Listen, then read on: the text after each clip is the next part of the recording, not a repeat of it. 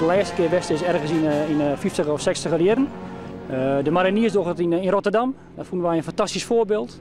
Wij zijn wel met ik de boeten dat we maar die zien laten onder de bevolking. Nou, ik denk dat wij ze altijd op een kazerne verstoppen hebben. En dat een heel groot deel van de bevolking absoluut geen idee heeft wat wij doen.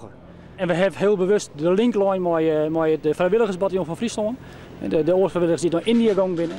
Oktober 1945, ik meen dat zo'n 20 oktober wie met strieën mee waren. Toen hebben wij hier een mars luid houden en een parade en een beëdiging van officieren hier op ditzelfde plein.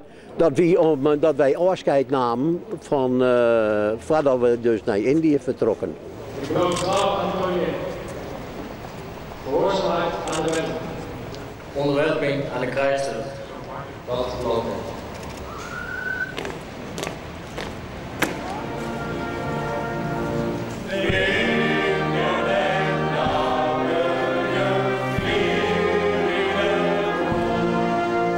Ja, wat vieren we ervan, al het militaire vertoon? Prachtig.